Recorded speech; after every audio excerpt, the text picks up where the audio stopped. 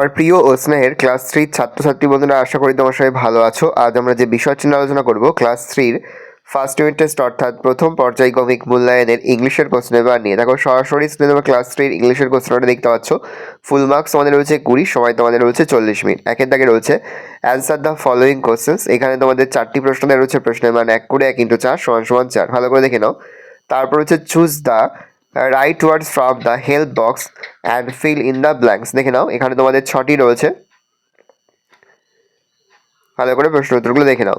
তারপর হচ্ছে 3 দাগে put T for true and A for false statements in the given boxes।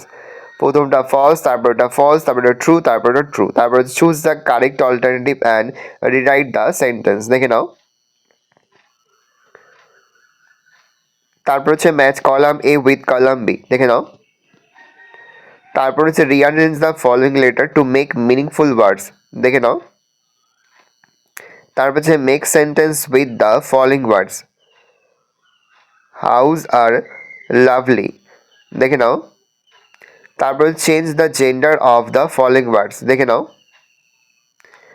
ভালো করে দেখে নাও। এই রয়েছে টোটাল তোমাদের ফার্স্ট ইউনিট টেস্ট অর্থাৎ প্রথম পর্যায়ক্রমিক মূল্যায়নের ক্লাস 3 ইংলিশের প্রশ্নপত্র। ভালো করে প্রশ্নপত্র দেখে নাও। আশা করি ভিডিওটা ভালো লেগেছে। ভিডিওটা ভালো লাগলে ভিডিওটা লাইক করতে ভুলবেন না। আমার নতুন হওয়া তাহলে সাবস্ক্রাইব প্রেস করে পাশে বেল আইকন প্রেস করে নতুন কোনো ভিডিও আপলোড করি সবার ফার্স্ট নোটিফিকেশন পেয়ে যাও।